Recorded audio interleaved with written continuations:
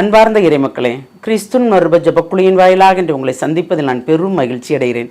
மக்களை, சந்தோஷமா இருக்கீங்களா? நிறைவா இருக்கீங்களா? மகிழ்ச்சியாக இருக்கீங்களா? மன அமைதியாக இருக்கீங்களா? மக்களே, மகிழ்ச்சியும் மன அமைதியும் இறைவன் தந்த பெரிய சொத்து இல்லையா? அதை யாரும் நம்மிடம் தட்டி பறிக்க முடியாது. எந்நிலையிலும் மன அமைதியோடு இருப்போம், சமாதானமாக இருப்போம். ஏனென்றால் எல்லாருக்கும் எல்லா துன்பங்களும் உண்டு. அந்த துன்பங்களை கடந்து போவதுதான் இறை சித்தம் இல்லையா? நமக்குன்னு எல்லாருக்கும் அவங்க நல்லா இருக்காங்களே, அதெல்லாம் நினைக்க வேண்டாம். நமக்கு அவர் என்ன தந்திருக்கிறார், எந்த நிலையில் நாம் இருக்கிறோம், இதுதான். அப்போ நாம் அதிலே நாம் விரைவாக இருப்போம் என்றால் அதில் ஒரு அமைதி கிடைக்கும் இல்லையா? இன்று அவர் நமக்கு என்ன இறை செய்து தருகிறார் பார்ப்போமா? திருத்தூதர் பவுல் கலாத்தியருக்கு எழுதிய திருமுகம் அதிகாரம் 6 இறை வார்த்தை 1-5 முடிய.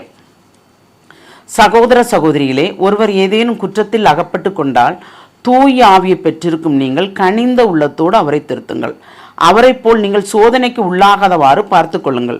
ஒருவர் மற்றவருடைய சுமைகளை தாங்கிக் கொள்ளுங்கள். இவ்வாறு கிறிஸ்துவின் சட்டத்தை நிறைவேற்றுவீர்கள். பெருமைக்குரியவராய் இல்லாதிருந்தும் தம்மை பெரியவர் என கருதுவோர் தம்மையை ஏய்த்து கொள்கின்றனர். ஒவ்வொருவரும் தம் செயல்களை ஆய்ந்து பார்க்கட்டும். அப்போது தம்மை பிறரோடு ஒப்பிட்டு பெருமை பாராட்டாமல் தாம் செய்த வேலைகளை பற்றி மட்டும் பெருமை பாராட்ட முடியும். ஒவ்வொருவரும் அவரவர் சுமையை தாங்கிக் கொள்ளட்டும். Praise the Lord. ஒவ்வொருவரும் அவரவர் சுமையை தாங்கிக் கொள்ளட்டும். ஒருவர் சுமையை ஒருவர் தாங்கிக் கொள்ள முடியுமா? முடியாது. நம்ம ஆறுதல் சொல்ல மட்டும்தான் முடியும் இல்லையா? அவர்கள் சுமை எதனால் சுமக்கிறார்கள் அவர்கள் என்பது நமக்கு தெரியாது, இறைவனுக்கு தெரியும். இறை சித்தத்தின்படி நாம் தூய ஆவியோடு வழிநடக்கிறோம் என்றால் அவர்கள் என்ன தவறுகள் செய்திருந்தாலும், அதாவது அவருக்கு பிடிக்காத சின்ன சின்ன குற்றங்கள் செய்திருந்தோம் என்றால் கண்டிப்பாக அது ஆற்றுப்படுத்தி அதற்கு மன்னிப்பு உண்டு. அவருக்கு பிடிக்காத அருவருப்பான பிரமாணிக்கமற்ற தவறுகள் செய்திருந்தால் கண்டிப்பாக அதுக்கு தண்டனை உண்டு இல்லையா? அப்போ அதை நாம் அவங்க குற்றம் செய்கிறாங்க அப்படின்னு அதை சொல்லும்போது நம்ம கனிந்த உள்ளத்தோடு தான் சொல்கிறோம் நம்ம இல்லையா? நீ செய்கிறது தவறு அப்படி எடுத்து சொல்லும்போது அவங்க கேட்டால் அதில் நன்மை இருக்குது. கேட்கலைன்னா அந்த பாவத்தின் மொத்த சம்பளம் தண்டனையாக மாறுது. அப்போ அந்த சுமையை நாம் சுமக்க முடியுமா? இல்லை. ஏனென்றால் அவர்கள் செய்த தவறுக்கு பாவத்திற்கு அது தண்டனை, அது சம்பளம், கூலி. இப்போ ஒருத்தர் வேலை பார்க்குறாங்க ஒரு இடத்துல, அவங்க வேலை பார்த்ததுக்கு உண்டான கூலி உண்டு இல்லை, சம்பளம் உண்டு இல்லை. அப்போது நம்ம என்ன பாவம் செஞ்சாலும் அதுக்குண்டான பலன் நாம தான் அனுபவிக்கணும். ஆனால் பாருங்கள், இப்போ ஒருத்தர் பாவம் செய்தால், ஒரு கணவன் மனைவியோ மனைவி கணவனோ யாராவது ஒருத்தர் பாவம் செய்யும்போது, கணவன் பாவம் செய்தார் என்று வைத்துக்கொள்வோமே, இதில் மனைவியும் மக்களும் சேர்ந்து துன்பப்படுகிறார்கள், பெற்றோர்களும் எல்லோரும் சேர்ந்து துன்பப்படுகிறார்கள். பாருங்க, ஒருத்தர் பாவம் எல்லாரையும் துன்புறுத்துது. அந்த பாவத்தில் விழும்போது அதை சுட்டி காட்டும் போது அவங்களுக்கு கேட்கறதுக்கு மனசு இல்லை. ஆனால் இப்போ அவங்க என்ன நினைக்கிறாங்க, ஐயோ நம்ம அப்போ கேட்காம போனோமே.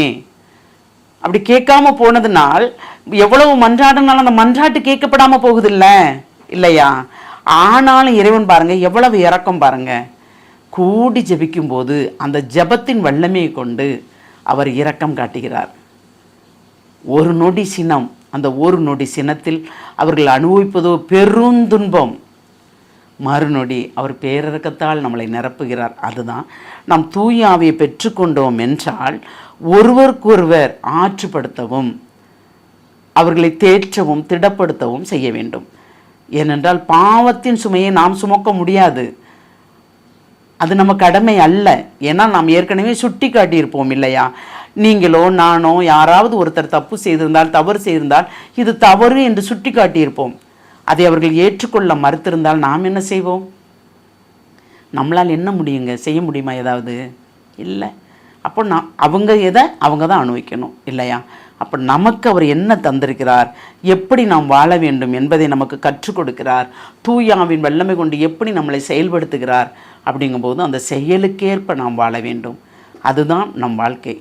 கிறிஸ்துவோடு நாம் இணைந்து நடக்கிறோம். நம்மை பார்ப்பவர்கள் இவர்கள் இறைவனுக்கு உரியவர்கள் என்று சொல்ல வேண்டும் இல்லையா? மரியாதை வேண்டாங்க, நமக்கு மதிப்பு தர வேண்டாங்க, நம்மளை எவ்வளோதான் பேசட்டுமே, நாம் பொறுமையாக இருப்போம்.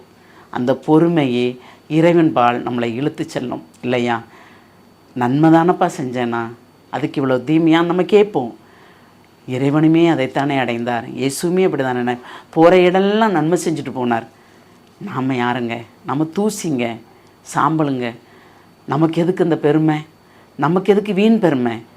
நமக்கு எதுக்கு வீம்பு? இல்லையா? நாம் விட்டு கொடுப்போம், எல்லாமே பெற்றுக்கொள்வோம். அதை கேட்போமா? இந்த வரத்தை கேட்போம். எல்லாம் வல்ல இறைவா, எப்பொழுதும் நாங்கள் உம்மை சார்ந்து இருக்க வேண்டும் என்று விசுவசிக்கிறோம். நன்மையை மட்டுமே நாடி தீமையை அப்புறப்படுத்துவதற்குண்டான வல்லமை நீர் தர வேண்டும் ஆண்டவரே. இதுகால் வரைக்கும் எங்களை கண்ணுக்குள் வைத்து பாதுகாத்தீர் ஆண்டவரே. இனிமேலும் நீர் எங்களை பாதுகாப்பீர் என்று நாங்கள் விசுவசிக்கிறோம், நம்புகிறோம். அந்த நம்பிக்கையில் எங்களை முழுமையாக உம்முடைய இரக்கத்துக்குள் ஒப்புக் கொடுக்கிறோம். ஜெபம் கேட்கும் நல்ல பிதாவே. ஆமேன், ஆமேன், ஆமேன்.